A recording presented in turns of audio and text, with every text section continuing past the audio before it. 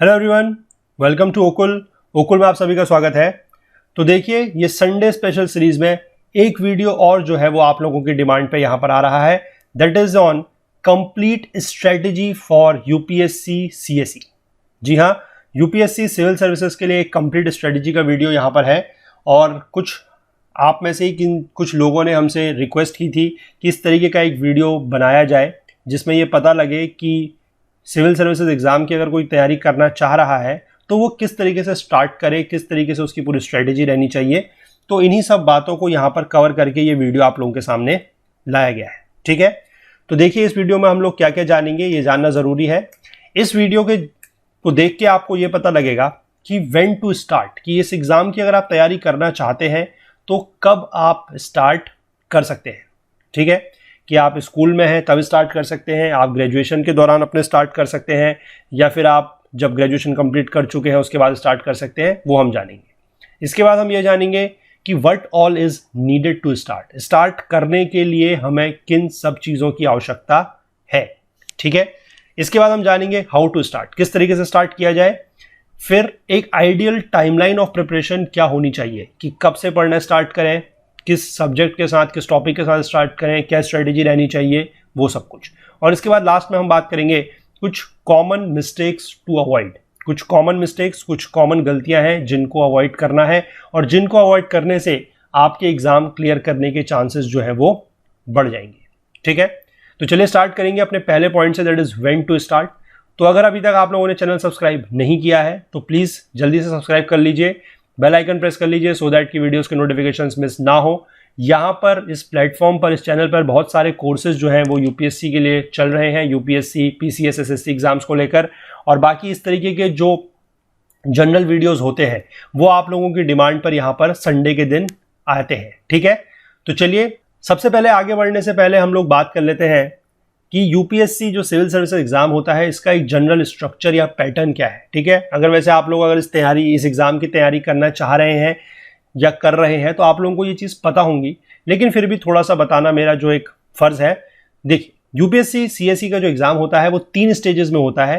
वो 3 स्टेज क्या है? पहली है प्रिलिमिनरी स्टेज या फिर प्रीलिम्स, दूसरा है मेंस और तीसरी होता है इंटरव्यू। ठीक है, प्रिलिमिनरी एग्जाम की हम बात कर रहे हैं तो इसमें 2 पेपर होते हैं, एक होता है जीएस का और दूसरा होता है CSAT, that is civil services aptitude test. ठीक है, ये दोनों के दोनों जो एग्जाम है या जो दोनों के दोनों पेपर हैं ये आपके एमसीक्यू नेचर के होते हैं। ठीक है, एमसीक्यू होते हैं, मल्टीपल चॉइस क्वेश्चंस इसमें आते हैं। ठीक है, और ये दोनों के दोनों इसमें से बेसिकली क्या है कि दोनों पेपर जो है ये 200 मार्क्स के होते हैं, 200 मार्क्स ईच। और इसमें से भी जो सी सेट होता है this is just your qualifying. ठीक है, वैसे तो पूरा का पूरा जो प्रीलिम्स है वो एक तरीके से आप कह सकते हैं कि क्वालिफाइंग है। प्रीलिम्स को अगर आप क्वालिफाई करेंगे तो you will get a chance to appear in the mains. ठीक है, लेकिन इसमें से भी जो जीएस का पेपर है इसके मार्क्स बेसिकली मेरिट काउंट करते हैं, मतलब इसी के मार्क्स के आधार पर आपका प्रीलिम्स क्वालिफाई हुआ है या नहीं हुआ है वो डिसाइड होता है। जबकि जो सी सेट है दैट इज अगेन क्वालिफाइंग, और इसमें सिर्फ आपको 33% मार्क्स जो है वो चाहिए होते हैं, यानी कि 200 में से बात करें तो सिर्फ 66 मार्क्स। ठीक है, प्रीलिम्स आप क्लियर कर लेते हैं then you get a chance to appear for the mains examination.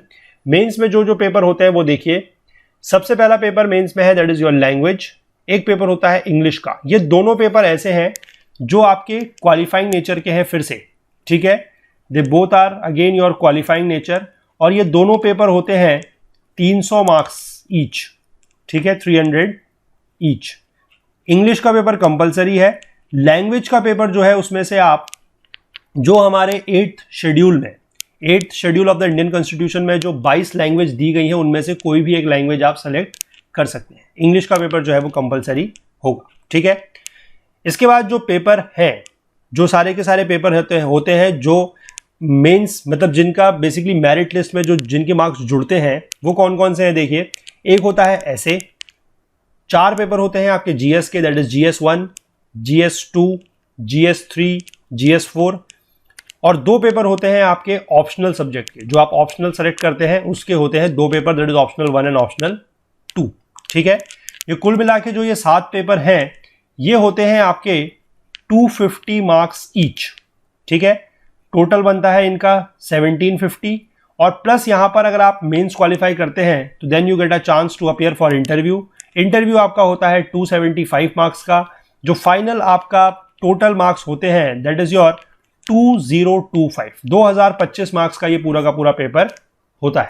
ठीक है, और इसी मार्क्स में आपके जितने भी मतलब इस टोटल मिला के आपके जितने भी मार्क्स आते हैं 2025 में से, उसी के बेस पर फिर जो है मेरिट लिस्ट बनती है और रैंकिंग जो है वो उसी के आधार पर डिसाइड होती है। ठीक है, तो ये पूरा का पूरा इसका स्ट्रक्चर है या पैटर्न आप कह सकते हैं for the UPSC civil services examination. ठीक है, इसके बाद हम बात करते हैं व्हेन टू स्टार्ट वाले पॉइंट से। देखिए, व्हेन टू स्टार्ट पे 3 कैटेगरी हो सकती हैं। क्या क्या है? अगर आप अभी स्कूल लेवल पर है, यानी कि 11th-12th में अगर आप लोग हैं और आप अपना मन बना रहे हैं कि आप यूपीएससी की तैयारी करना चाहते हैं, तो क्या आप कर सकते हैं? जी हाँ, बिल्कुल कर सकते हैं। दूसरा हो सकता है कि आप अपने ग्रेजुएशन में हैं। ठीक है, आप कोई भी ग्रेजुएशन कर रहे हो सकते हैं, 3 साल वाली हो सकती है, 4 साल वाली भी हो सकती है।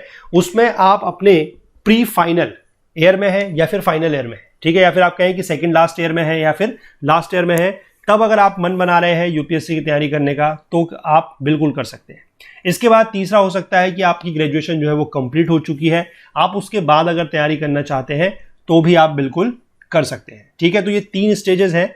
इन तीनों स्टेजेस में जनरली क्या है कि जो 11th और 12th वाली कैटेगरी है उनकी स्ट्रेटेजी थोड़ा सा अलग रहती है। बाकी ड्यूरिंग ग्रेजुएशन या आफ्टर ग्रेजुएशन की हम बात करें तो वो ऑलमोस्ट हम कह सकते हैं कि सेम उसमें चलता है। वो अभी हम तीनों में अलग अलग क्या है और क्या चीज़ सेम है क्या सिमिलर है वो हम आगे अभी बात करते हैं। ठीक है, इससे पहले हम बात करते हैं कि what all is needed to start. शुरुआत करने के लिए किस चीज़ की ज़रूरत है? सबसे पहले आप ये चीज़ अगर आपको पता लग गई है, मतलब आप लोगों ने अपना मन बना लिया है कि आप एग्ज़ाम देना चाहते हैं, भले ही आप किसी भी स्टेज में हैं। ठीक है, 11th-12th में है, ड्यूरिंग ग्रेजुएशन है, आफ्टर ग्रेजुएशन है, लेकिन सबसे पहले किस चीज़ की ज़रूरत है, किस चीज़ से आप स्टार्ट करेंगे? तो मैं आपको एक यहाँ पर चीज़ बताऊँगा जिसकी आपको ज़रूरत है, दैट इज़ डिटर्मिनेशन। यस, ये इस एग्ज़ाम के लिए सबसे ज़्यादा ज़रूरी है। डिटर्मिनेशन यानी कि दृढ़ संकल्प या फिर दृढ़ निश्चय। क्यों जरूरी है? देखिए, इसके लिए 2 पॉइंट हैं जो इस चीज को जस्टिफाई करेगा। पहला ये है कि एक तो ये एग्जाम जो है टाइम टेकिंग है। ठीक है, टाइम टेकिंग है मतलब अगर आप आज की डेट से तैयारी स्टार्ट करते भी हैं और अगर आपका पहले ही अटेम्प्ट में पेपर क्लियर हो जाता है, तब भी आप ये समझ के चलें कि इसमें आपको एटलीस्ट, ठीक है, एटलीस्ट 2 साल का टाइम लगेगा। ठीक है, क्यों लगेगा? क्योंकि प्रीलिम्स जब हो रहा है, ठीक है, जब प्रीलिम्स स्टार्ट हो रहा है उससे 1 साल पहले आप लोग तैयारी स्टार्ट करेंगे। ठीक है, प्रीलिम्स जिस डेट पे होगा उससे आप 1 साल पहले तैयारी स्टार्ट करेंगे और प्रीलिम्स होने के बाद मेंस होगा और मेंस के बाद जब इंटरव्यू होगा और इंटरव्यू के बाद जब उसका रिजल्ट आएगा फाइनल, तब तक की पूरी जो प्रोसेस है, जो प्रक्रिया है, यहां से यहां तक की इसमें भी 1 साल लगता है। ठीक है, तो इसलिए 2 साल तो कम से कम मान के चलें। और कभी मान लीजिए आपका पहले अटेम्प्ट में अगर क्लियर नहीं होता है, ठीक है, क्योंकि ऐसा होता भी है कि मान लीजिए आप किसी भी स्टेज में अगर फेल करते हैं, प्रीलिम्स में या मेंस में या इंटरव्यू में, अगर आप इंटरव्यू में तक जाके फेल करते हैं तो वापस से फिर जो आपको स्क्रैच से स्टार्ट करना पड़ेगा, अगले साल का प्रीलिम्स ही देना पड़ेगा। ठीक है, कोई ऑप्शन यहां पर है नहीं। ठीक है, तो इसलिए 2 साल तो मिनिमम है। 4 से 5 साल भी इसमें कभी कभी ऐसा होता है कि लग जाते हैं लोगों के। ठीक है, लेकिन उसके लिए क्लियर अगर जिसको करना है या जो अपना मन बना के आया है कि मुझे तो अब ये सिविल सर्विसेज का एग्जाम क्लियर करना ही है, आईपीएस, आईएएस, आईएफएस जो भी इच्छा है वो बनना ही है, तो वो फिर 4-5 साल तक इसमें अटेम्प्ट करते हैं। और इस सब चीज़ों के लिए इस 4-5 साल तक अपना फोकस बनाए रखने के लिए सबसे ज़रूरी क्या है? डिटर्मिनेशन। अगर आप अपना मन बना के आए हैं इस रणभूमि में, बिल्कुल ये रणभूमि ही है जो यहाँ पर जितना ज़्यादा संकल्पित होगा, जिसका इरादा जितना मजबूत होगा, वो यहाँ पर उतना लंबे समय तक टिक सकता है। और जो जितना लंबा यहाँ पर टिक जाएगा उसकी जीत जो है वो निश्चित है, उससे फिर उसको कोई भी हरा नहीं सकता। ठीक है, तो एक चीज़ तो इसलिए ज़रूरी है। और दूसरी चीज़ ये है कि इस एग्ज़ाम का जो सक्सेस रेट है वो भी काफ़ी कम है। ठीक है, success rate is very low. ये डराने वाली बातें नहीं है, ये सारी बातें ऐसी है कि आपको चीज़ें पता होनी चाहिए। आप किसी भी तरीके से इस एग्ज़ाम को लेकर अंधेरे में नहीं होने चाहिए। ठीक है, सक्सेस रेट इज़ लो, और सक्सेस रेट लो होने का मतलब है बहुत कम है, दैट इज़ 0.1%।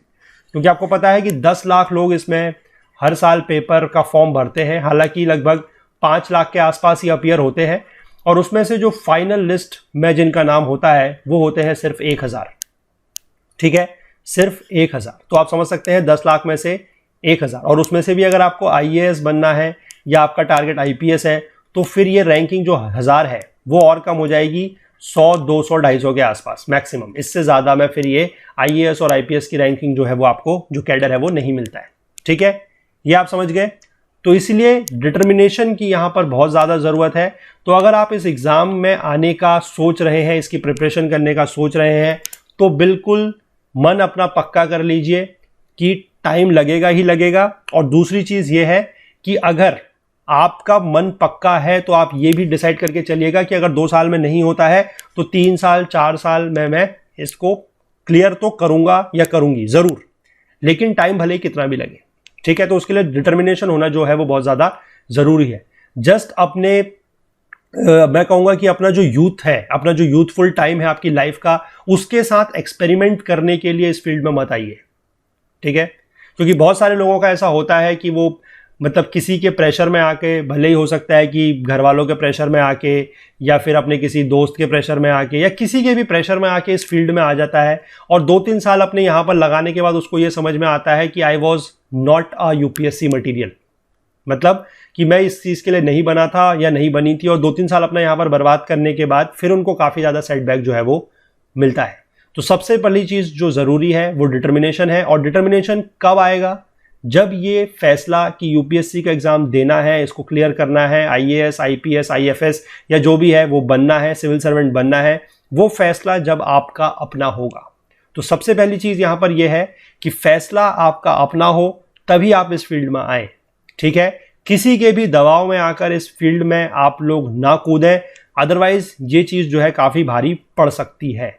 ठीक है, क्योंकि 1 दिन पढ़ना, 2 दिन पढ़ना अलग बात होती है, 2 साल तक लगातार पढ़ना, और वो भी मिनिमम मैं बता रहा हूं, 2 साल तक मिनिमम है ये। ठीक है, मैं फिर से कह रहा हूं कि इसको आप डरिए मत इस बातों से, मैं आपको डराने के लिए नहीं कह रहा हूं, लेकिन ये बातें जनरली ऐसा है कि कोई आपको इतने साफ तौर पर और इतने सीधे तरीके से नहीं बताएगा। सब लोग आपसे ये कहेंगे कि अगर आप तैयारी करना चाहते हैं तो आप आ जाइए, आप कोचिंग में फीस जमा कर दीजिए। ठीक है, आप लोग आके कोचिंग की फीस दे दीजिए, आप लोग यहाँ पर पढ़ते रहिए और आपका हो जाएगा। लेकिन ये चीज़ें आपको थोड़ा सा पहले समझनी पड़ेंगी। ठीक है, फीस देना नहीं देना वो आपकी इच्छा है, वो आप दें या नहीं दें उससे हमें उतना कोई फर्क नहीं पड़ता है। लेकिन बात यह है कि आपका जो मन है वो बिल्कुल पक्का होना चाहिए, और ये फैसला कि ये एग्ज़ाम देना है ये आपका अपना होना चाहिए। ठीक है, समझ गए आप ये बात? चलिए आगे बढ़ते हैं। अब हम बात करेंगे हाउ टू स्टार्ट। आपको ये पता लग गया कि आपने स्टार्ट करना है, किस स्टेज में आप हैं आपको ये पता लग गया, आपने ये मन बना लिया है कि हाँ मुझे करना तो है। ठीक है, बनना तो सिविल सर्वेंट ही है, ये आपने डिसाइड कर लिया, but you don't know how to start, कि कैसे स्टार्ट करें। ठीक है, उसके लिए देखिए सबसे ज़्यादा जो ज़रूरी है वो क्या चीज़ है, उसको मैं आपको एक एग्जाम्पल देता हूँ, आप इसको रियल लाइफ के सीन से कनेक्ट कीजिएगा। आपको किसी डेस्टिनेशन पे जाना है। ठीक है, आपने मन तो बना लिया है कि you need to go to a destination, but you don't know the path, आपको रास्ता नहीं पता है। तो आप क्या करते हैं, जब आप गाड़ी में बैठते हैं, when you start your car, ठीक है, when you start your car और when you start your bike, तो क्या करते हैं, if you don't know the destination, आपको अगर रूट नहीं पता, रास्ता नहीं पता, तो आप GPS की हेल्प लेते हैं। ठीक है, आप गूगल मैप की हेल्प लेते हैं, आप GPS की हेल्प लेते हैं, और वो आपको क्या करता है, गाइड करता है, पूरा रास्ता आपको बताता है आपकी डेस्टिनेशन तक। ठीक है, तो यहां पर भी आपको यही काम करना है, आपको GPS का यूज करना है। लेकिन वो GPS जो है यहां पर थोड़ा सा अलग है। यहां पर वो GPS क्या है, यहां पर वो GPS है आपका syllabus and previous year question papers. ठीक है, तो ये सिलेबस और जो प्रीवियस ईयर क्वेश्चन पेपर्स हैं, ये आपको बेसिकली आपका एक तरीके से कह सकते हैं कि GPS का काम करेंगे, या आप कह सकते हैं कि गाइड का काम करेंगे। ये आपको बताएंगे कि आपको क्या चीज़ पढ़नी है, क्या चीज़ नहीं पढ़नी है। ठीक है, हमेशा, चाहे आप कोई NCERTs पढ़ रहे हो तब भी, चाहे आप किसी सब्जेक्ट की स्टैंडर्ड बुक्स पढ़ रहे हो तब भी, चाहे आप न्यूज़पेपर पढ़ रहे हो तब भी, ये आपको हमेशा बताएंगी कि आप ऑन ट्रैक हैं या नहीं है। ठीक है, तो सबसे पहली चीज़ जो आपके पास होनी चाहिए स्टार्टिंग के दौरान, वो है एक तो सिलेबस और दूसरा है प्रीवियस ईयर क्वेश्चन पेपर्स। ठीक है, 4 से 5 साल के पिछले अगर आप उठा सकें या लास्ट 10 ईयर्स के अगर आप क्वेश्चन उठा लें, ठीक है, और वो भी दोनों के, प्रीलिम्स प्लस मेंस। ठीक है, मेंस में मैं सिर्फ अभी यहां पर जो बात कर रहा हूं वो जीएस की कर रहा हूं, ऑप्शनल को लेकर अभी मैं यहां पर बात नहीं कर रहा हूं। क्यों नहीं कर रहा हूं वो मैं भी आपको आगे बताता हूं। ठीक है, तो ये दो चीजें जो है वो आपकी एक तरीके से जीपीएस है और इनको लेके आपको चलना ही पड़ेगा। अदरवाइज अगर आप ब्लाइंडली कुछ भी उठा के अपने हिसाब से अगर पढ़ना स्टार्ट करेंगे तो गारंटी मानिए वो सिर्फ उस तरीके से आप अपना टाइम खराब करेंगे और कुछ नहीं। ठीक है, तो आप समझ गए, मन आप बना चुके थे एग्जाम देने का, अब आपको पता लग गया है कि स्टार्ट कैसे करना है। ठीक है, चलिए आगे बढ़ते हैं। अब हम बात करेंगे आइडियल टाइमलाइन ऑफ प्रिपरेशन की, ये सबसे ज्यादा जरूरी है। देखिए, अब यहां पर थोड़ा सा हम इसको थोड़ा सा कैटेगरी वाइज लेके चलेंगे। देखिए, सबसे पहले हम बात कर लेते हैं जो हमारे स्कूल के स्टूडेंट्स हैं 11th एंड 12th के।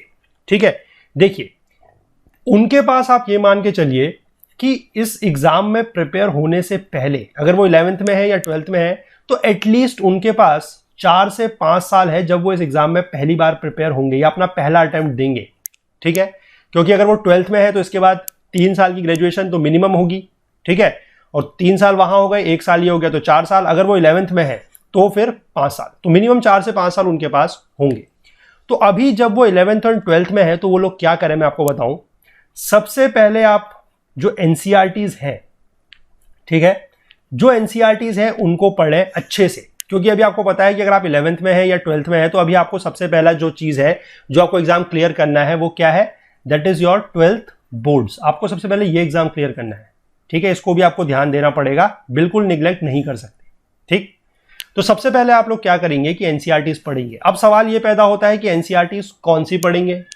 लोग तो कहते हैं कि क्लास 6 से क्लास 12th की एनसीईआरटीज पढ़िए, नहीं, हम उस चीज को रिकमेंड नहीं करते। और क्यों नहीं करते उसके पीछे भी एक फैक्ट है। Class 6th to 12th NCERTs पढ़ने को जो बोल रहा है आप उनको बोलने दीजिए। आप मेरी बात पर अगर भरोसा करते हैं तो इस चीज को आप काट दीजिए। ठीक है, तो कौन सी एनसीईआरटीज पढ़ें, आप क्या करिए, आप एनसीईआरटीज पढ़िए 11th एंड 12th की बस। ठीक है, जो भी सब्जेक्ट है, ठीक है, हिस्ट्री है, ज्योग्राफी है, पॉलिटी है। ठीक है, हिस्ट्री है आपके पास, ज्योग्राफी है आपके पास, पॉलिटी है आपके पास, इकोनॉमिक्स है, या फिर आपको जो एनवायरनमेंट के लिए आपको क्लास 12th की बायोलॉजी के कुछ चैप्टर्स हैं वो पढ़ने हैं। तो आप सबसे पहले 11th एंड 12th की जो भी सब्जेक्ट्स हैं उनकी एनसीईआरटीज पढ़िए। ठीक है, ये आपको समझ में आ जाएंगी क्योंकि हम इसमें आपका पूरी तरीके से साथ दे रहे हैं। हमारे चैनल पर आपको सारे के सारे जो सब्जेक्ट्स हैं इनकी एनसीईआरटीज जो है वो 11th 12th की मिल जाएंगी। ठीक है, ज्योग्राफी जो है वो ऑलमोस्ट चल रही है, कवर होने वाली है। ठीक है, पॉलिटी को भी हम लोग, पॉलिटी का तो पूरा एक फुल कोर्स चल रहा है यूपीएससी के लिए, वो भी आप फॉलो कर सकते हैं। इकोनॉमिक्स के लिए हमने जो इंडियन इकोनॉमिक डेवलपमेंट है वो स्टार्ट किया हुआ है। उसके बाद हम क्लास 12th की जो माइक्रो इकोनॉमिक्स है वो भी देखेंगे। हिस्ट्री के लिए भी हमारी एंशिएंट हिस्ट्री की जो कुछ एक वीडियो सीरीज है वो भी चल रही थी, वो ऑलमोस्ट कंप्लीट होने वाली है। बाकी उसमें कुछ और जो वीडियोस हैं हिस्ट्री के ही, मेडिवल एंड मॉडर्न, वो भी हम बहुत जल्द उसमें ऐड कर लेंगे। तो आप इसको पढ़ना स्टार्ट कीजिए 11th एंड 12th एनसीईआरटीज को। अगर आपको कहीं पर कोई प्रॉब्लम आती है तो या तो आप हमसे पूछ लीजिए, हम आपको बता देंगे, हम आपको गाइड कर देंगे। अगर वो भी नहीं हो पाता इन केस पॉसिबल, तो तब आप जाइए लोअर क्लासेस की एनसीईआरटीज में 10th या फिर 9th, बस 9th से नीचे 8th 7th 6th ये तो बिल्कुल एक तरीके से आप मान लीजिए कि पढ़ना मना है। क्यों? क्योंकि इसमें कुछ नहीं होने वाला है। इसमें सिर्फ और सिर्फ क्या होगा कि इधर की जो चीजें हैं वो इधर आती हैं, यानी कि कंसेप्ट जो है, जो टॉपिक्स है वो रिपीट इधर होते हैं, और 10th 9th की जो है, 9th 10th की जो है उनके फिर टॉपिक्स जो है वो इधर आके रिपीट होते हैं, that is 11th and 12th में। ठीक है, तो बार बार एक ही चीज को पढ़ने का कोई मतलब नहीं है, it's just a waste of time. आप 11th 12th पढ़ें, अगर वो समझ में नहीं आती है तो फिर आप थोड़ा सा 9th 10th जा सकते हैं।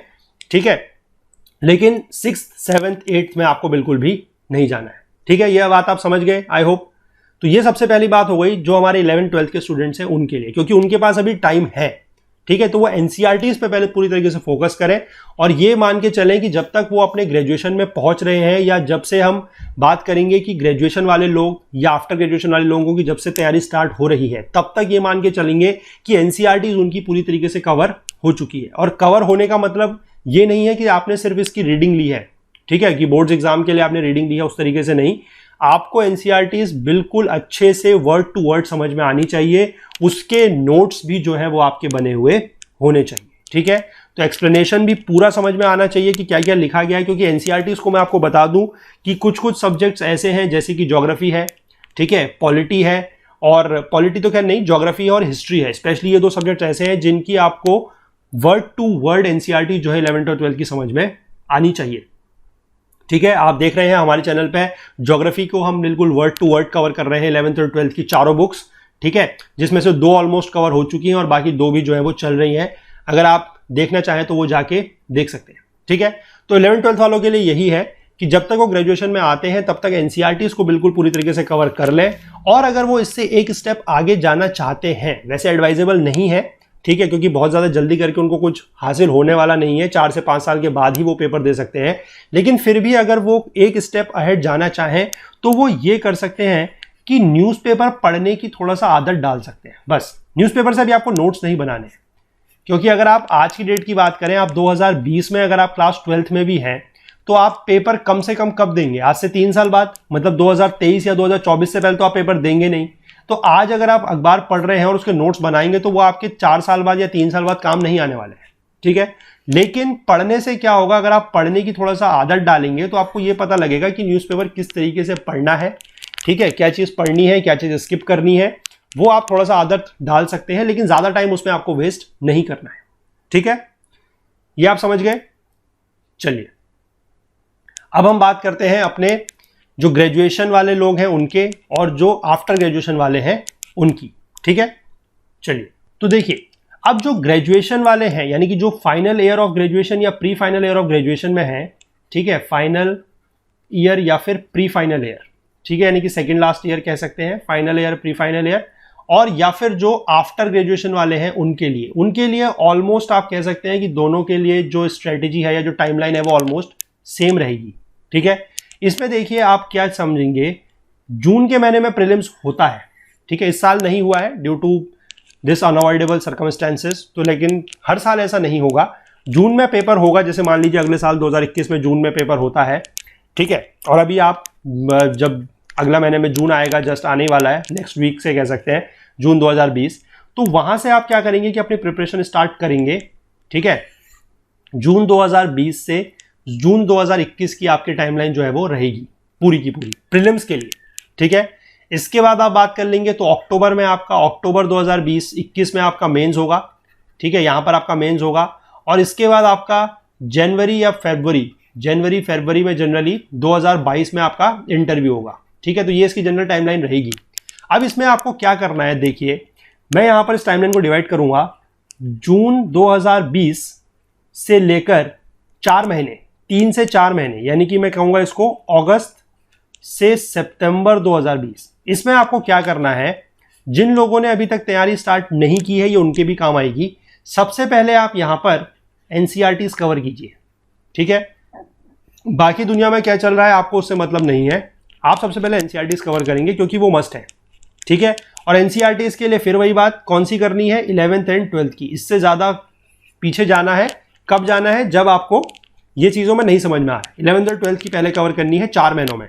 ठीक है, और साथ के साथ क्या करना है वो भी मैं आपको बता दूं, थोड़ा सा न्यूज़पेपर पढ़ना स्टार्ट करना है। ठीक है, क्योंकि न्यूज़पेपर से अभी आप नोट्स एज सच नहीं बना पाएंगे, लेकिन न्यूज़पेपर की रीडिंग आप लोग यहां पर जरूर ले सकते हैं। इससे क्या होगा, आप लोगों को भी एक आइडिया लगेगा कि न्यूज़पेपर में कौन सा पेज है जो पढ़ना है, कौन सा पेज जो है वो बिल्कुल स्किप करना है। ठीक है, जिसको मतलब जिस पे एक नजर भी नहीं मारनी है, जिस पे अपने 2 सेकंड भी खराब नहीं कर रहे हैं, वो आपको पता लगेगा यहां से। ठीक है, और एक चीज और, ऑप्शनल के बारे में अभी भी आप ख्याल अपने मन में रखिए, लेकिन कोई प्री डिफाइंड मत बनाइए। ठीक है, वो बताता हूं अभी क्यों। तो आप ये समझ गए, एनसीईआरटीज पढ़नी है, देन न्यूज़पेपर रीडिंग आपको करनी है इस टाइम पर। एनसीईआरटीज पढ़नी भी है, नोट्स भी बनाने हैं, मतलब एनसीईआरटीज को तो पूरी तरीके से कवर करना है, और बाकी आपको न्यूज़पेपर रीडिंग जो है वो यहां पर स्टार्ट कर देनी है। अगस्त सितंबर तक आपकी एनसीईआरटीज पूरी तरीके से कंप्लीट हो जानी चाहिए। इसके बाद अगर हम बात करते हैं अगस्त सितंबर का जो ये टाइम था, इससे आगे आप फिर इसको 3 से 4 महीने ले जाएं, मान लीजिए मैक्सिमम दिसंबर तक, दिसंबर 2020 तक। यहां पर अब आपको क्या करना है कि जो सब्जेक्ट्स के आप एनसीईआरटीज कवर कर चुके हैं उनकी आपको अब स्टैंडर्ड बुक्स उठानी है। ठीक है, क्योंकि ये पढ़नी पड़ेंगी, ऑप्शन कोई और है नहीं। प्लस अब आप न्यूज़पेपर पढ़ चुके हैं, आपको आइडिया लग चुका है कि न्यूज़पेपर में क्या चीज़ पढ़नी है क्या चीज़ नहीं पढ़नी है, तो उसके अब आप नोट्स बनाना भी जो है वो चालू करेंगे, ठीक है।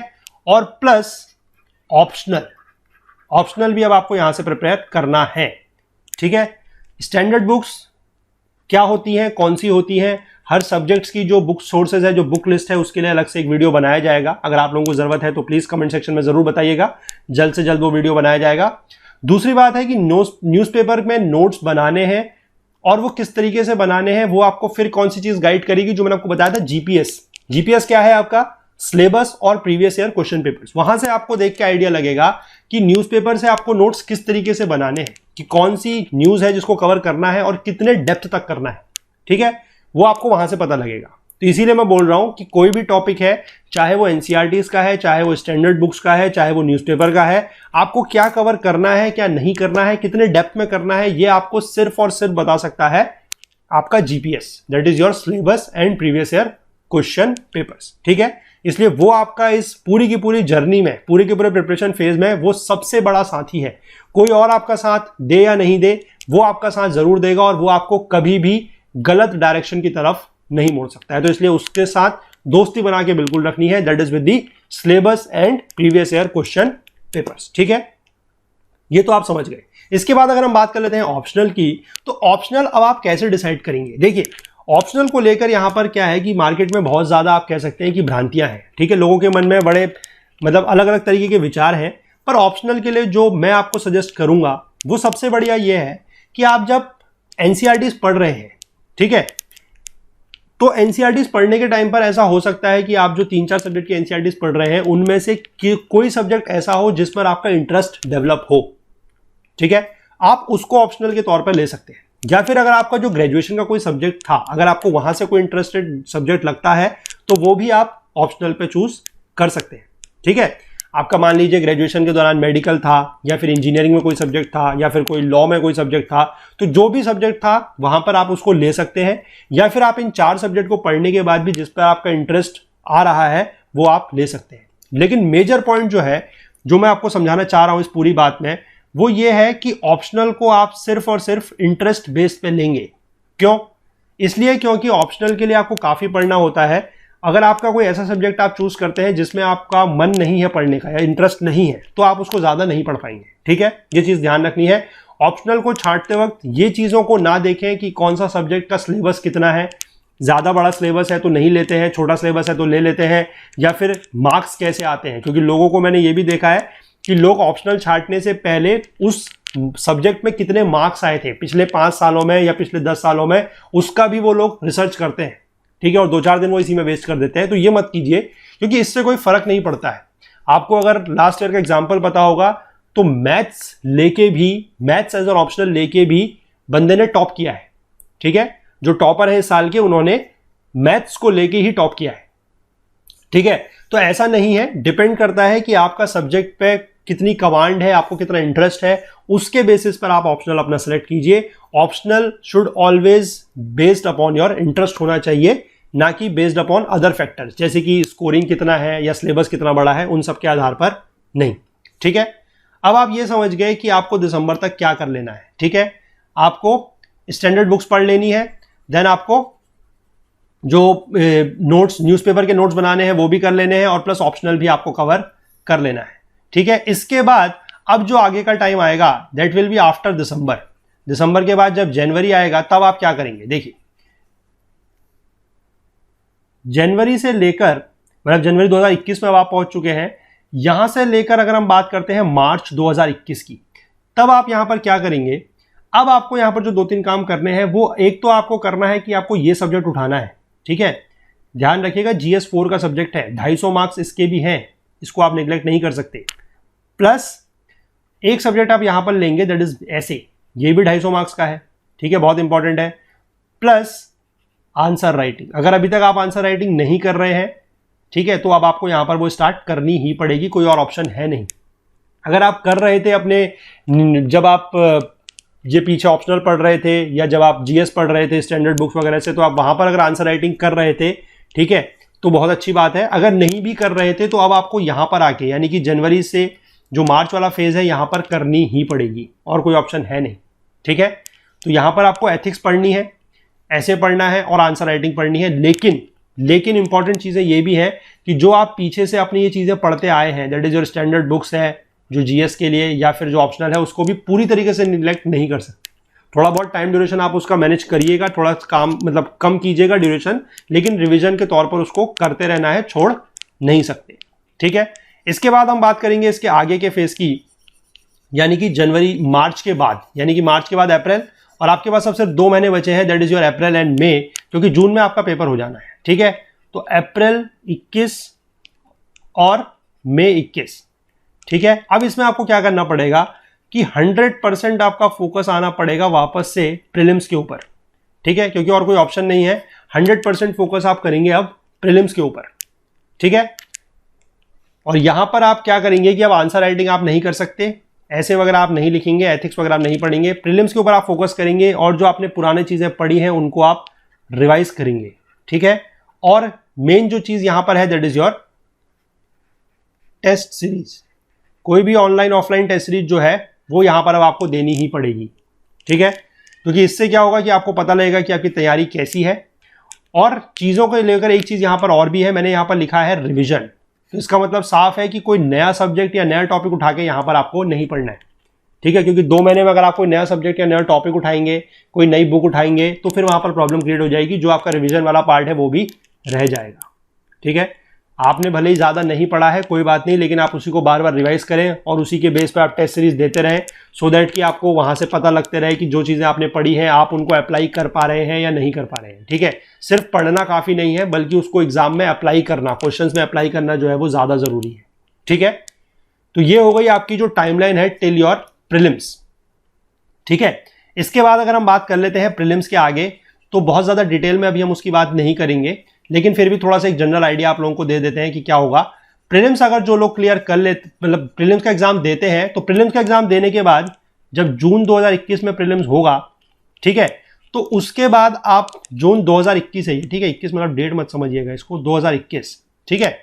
जब प्रीलिम्स 2021 में आप दे लेंगे तो उसके बाद आपके पास लगभग 1 महीने का टाइम होता है जब तक प्रीलिम्स का रिजल्ट आता है, ठीक है। लेकिन मैं आपको यह सजेस्ट करूंगा कि उस 1 महीने का टाइम आप वेट ना करें, जस्ट 2-4 दिन का आप गैप ले सकते हैं, ब्रेक ले सकते हैं, मैक्सिमम 1 हफ्ते का ब्रेक ले सकते हैं, लेकिन उसके बाद आप यहां से अपनी जो मेंस की तैयारी है उसको स्टार्ट कर दें, ठीक है। और मेंस की तैयारी में आपको सबसे पहले क्या करना है, सबसे पहले तो जो चीजें आपने पढ़ी हैं उसको रिवाइज करना है, दैट इज विल बी और जीएस प्लस ऑप्शनल, दोनों की चीजों को रिवाइज करना है और साथ के साथ रिगरस तरीके से आंसर राइटिंग करनी है। अब बिल्कुल आंसर राइटिंग जो है वो सबसे ज्यादा फोकस अब आपका आंसर राइटिंग पे ही होगा, ठीक है। और प्लस टेस्ट सीरीज तो यहां पर भी मस्ट है, टेस्ट सीरीज को आपको यहां पर भी नहीं छोड़ना है, आंसर राइटिंग बिल्कुल करनी है, टेस्ट सीरीज बिल्कुल देने हैं, और जीएस और ऑप्शनल के ऊपर, और जीएस ऑप्शनल के साथ साथ ऐसे भी होगा, ठीक है, ये भी ध्यान दीजिएगा, ऐसे भी होगा। और वो जो 2 सब्जेक्ट मैंने आपको और बताए थे, one is was your English जो कंपलसरी है, और लैंग्वेज, ठीक है, वो लैंग्वेज आपकी कोई भी हो सकती है जो भी आप छांटना चाहें from the available set of 22 languages mentioned in the schedule 8, ठीक है, वो आप कोई भी लैंग्वेज छांट सकते हैं, बस उसको भी लेकिन निगलेक्ट नहीं करना है, बहुत ज्यादा टाइम यहां पर उसको नहीं देना है, लेकिन निगलेक्ट नहीं करना है, ठीक है।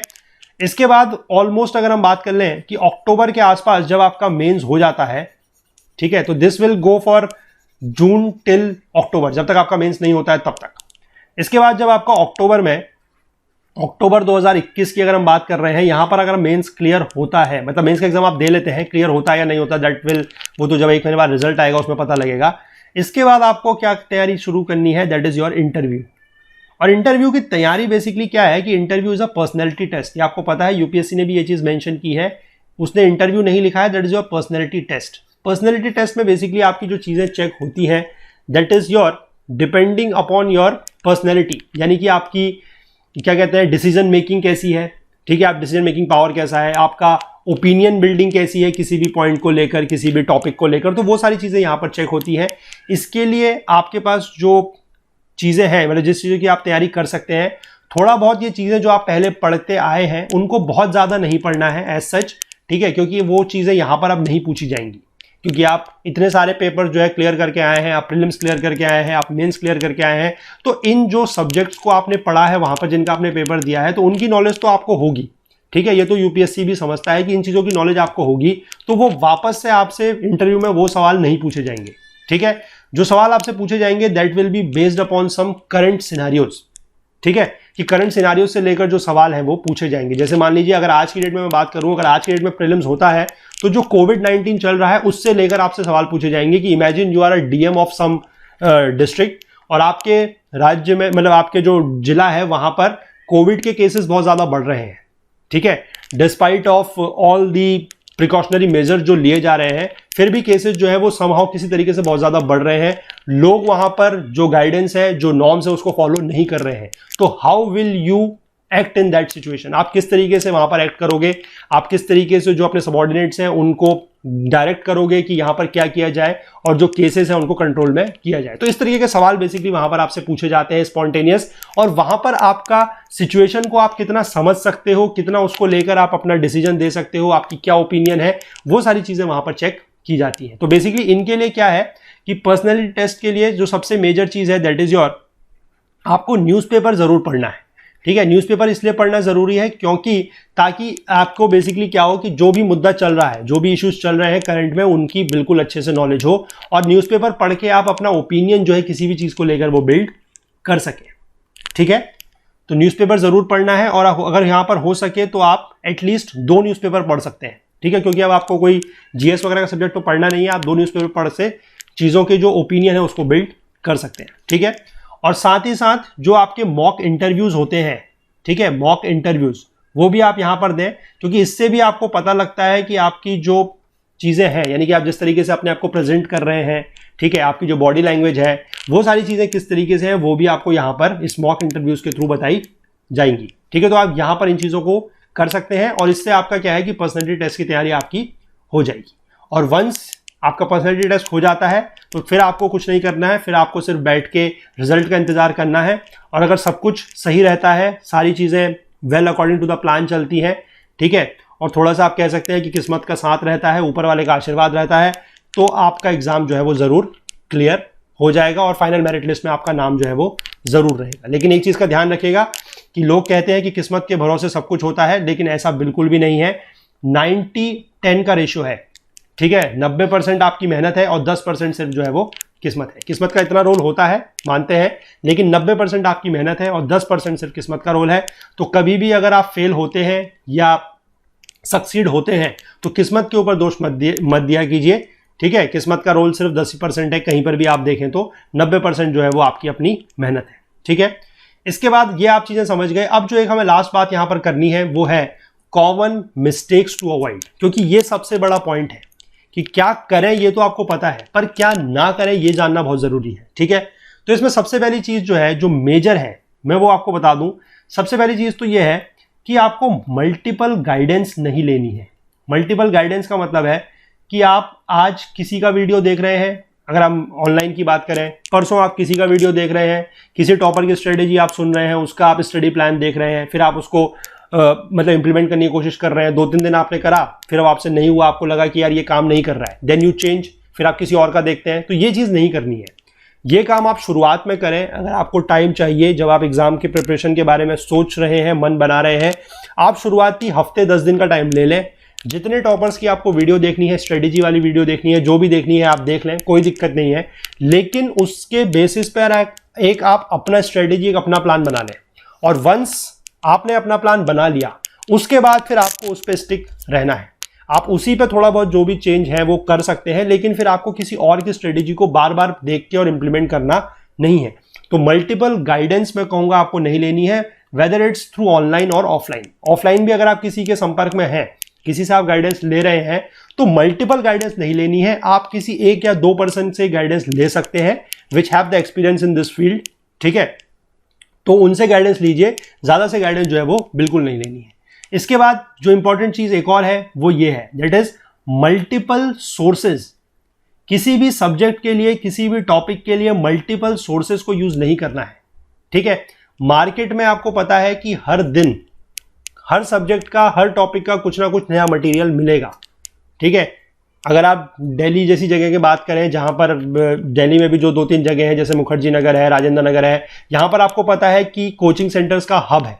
तो आप यहाँ की अगर मार्केट में कभी गए हैं या आप कभी मतलब आपने सुना हो, तो यहाँ पर क्या होता है कि आपको किसी भी एक टॉपिक का या किसी भी एक सब्जेक्ट की आपको 10 सोर्सेज मिल जाएंगे, ठीक है। और पहले दिन जब एस्पिरेंट जाता है, जब नया नया एस्पिरेंट वो होता है, तो उसको लगता है कि यार मैं सब कुछ ले लूँ, मैं ये भी ले लूँ, मैं वो भी ले लूँ, मैं ये भी पढ़ लूंगा, मैं वो भी पढ़ लूंगा, लेकिन उससे होता कुछ नहीं है। या आप जितने लोगों से बात करेंगे वो तुम्हें यही बताएंगे कि यार तुमने इनके इस कोचिंग के नोट्स नहीं पढ़े, या इन सर के नोट्स नहीं पढ़े, या इन मैडम के नोट्स नहीं पढ़े। तो ऐसा नहीं करना है, ठीक है। हम आपको कुछ स्पेसिफिक सटीक बिल्कुल सोर्सेज बताएंगे हर सब्जेक्ट के लिए, ठीक है। कॉमन सब्जेक्ट्स के बताएंगे। अगर आपको किसी ऑप्शनल सब्जेक्ट की जानकारी चाहिए तो वो भी आप हमसे पूछ सकते हैं, वो भी हम आपको बता देंगे, ठीक है। तो बिल्कुल सटीक आपको सोर्सेज बताए जाएंगे और आपको उन्हीं सोर्सेज पे टिके रहना है, ठीक है। इस एग्जाम को क्लियर ना कर पाने के पीछे सबसे बड़ा कारण यह भी है कि लोग इस एग्जाम की प्रिपरेशन के दौरान डिस्ट्रैक्ट बहुत ज्यादा होते हैं, ठीक है। और वो डिस्ट्रैक्शन क्या है, यही है कि मल्टीपल गाइडेंस है, हर लोगों की बात सुनते रहते हैं, सबकी बातों को इंप्लीमेंट करने की कोशिश करते हैं, या फिर मल्टीपल सोर्सेज का यूज करते हैं। आपने 2 दिन एक किताब पढ़ी, तीसरे दिन आप मार्केट में गए, आपको उसी सब्जेक्ट की कोई और किताब मिली, आप वो किताब भी उठा लाए, ठीक है। तो वो काम अगर आप करेंगे तो फिर आपका एग्जाम जो है वो क्लियर कर पाना थोड़ा सा टफ है, ठीक है। तो ये चीजें भी नहीं करनी है। इसके बाद एक और जो कॉमन मिस्टेक है वो ये है, इसका भी ध्यान दीजिएगा।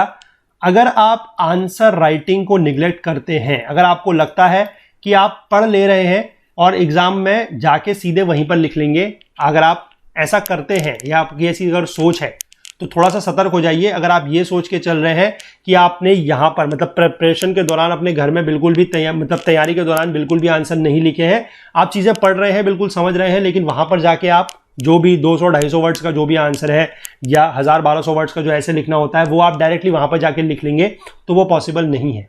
अगर आपके माइंड में थॉट्स आ भी रहे होंगे तो आप उनको पेपर में नहीं लिख पाएंगे, क्योंकि सबसे बड़ा फैक्टर क्या होता है, दैट इज योर स्पीड, ठीक है। स्पीड एंड टाइम मैनेजमेंट, क्योंकि आंसर आपको बहुत सारे देने होते हैं और आपको हर आंसर के लिए एक लिमिटेड टाइम होता है, ठीक है। ऐसा नहीं है कि आपको अगर किसी क्वेश्चन पर अगर ज्यादा कंटेंट आपके पास है, आपको ज्यादा कंटेंट पता है, ज्यादा नॉलेज पता है, तो आप ज्यादा लिख दें, ऐसा कोई फायदा नहीं होने वाला है, क्योंकि हर क्वेश्चन की वर्ड लिमिट सेट होती है और उसी के आधार पर आपको मार्क्स जो है वो मिलते हैं। कभी कभी ऐसा भी होता है कि अगर बहुत ज्यादा आपने आंसर लिख दिया, आपने वर्ड लिमिट को बहुत ज्यादा एक्सीड कर दिया, तो उसके भी मार्क्स जो है वो एग्जामिनर द्वारा काट लिए जाते हैं, ठीक है।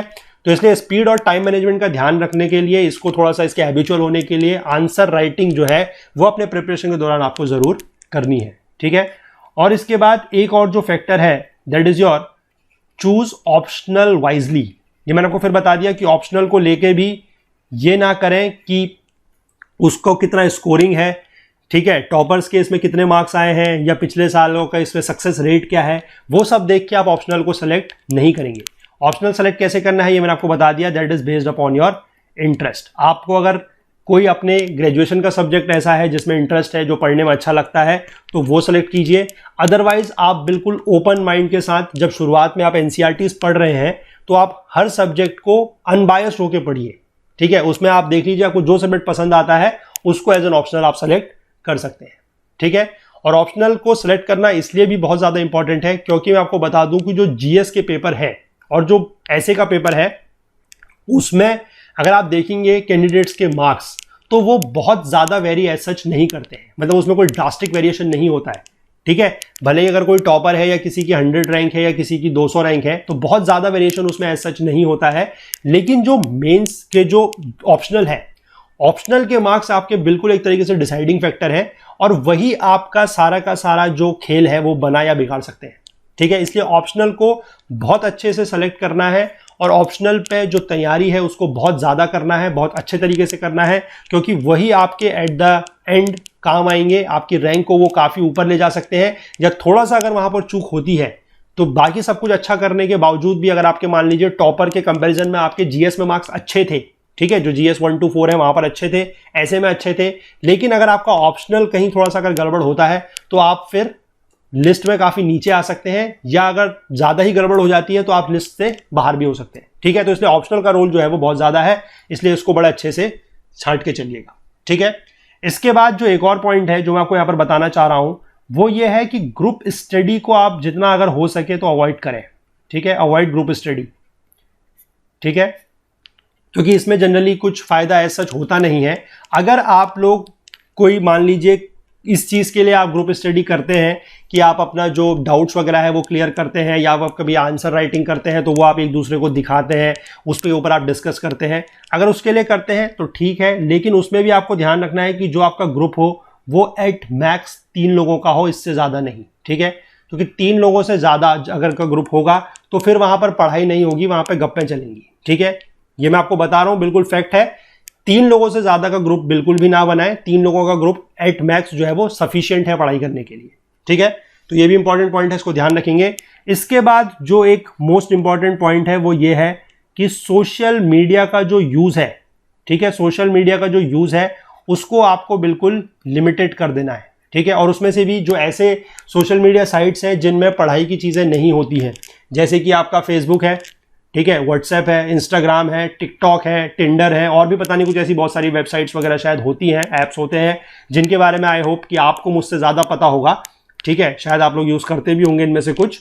तो उनका जो यूज़ है उसको मैं कहूँगा कि बिल्कुल बंद कर दें, बिल्कुल बंद कर दें, ठीक है। जिस दिन आपका रिजल्ट आता है और आपका जब नाम लिस्ट में होता है, फाइनल लिस्ट में, ठीक है, तो तब आप चाहें सारी की सारी सोशल मीडिया की जो वेबसाइट्स हैं, जो ऐप्स हैं, वो आप अपने मोबाइल में या जहां पे भी है इंस्टॉल कर लीजिएगा।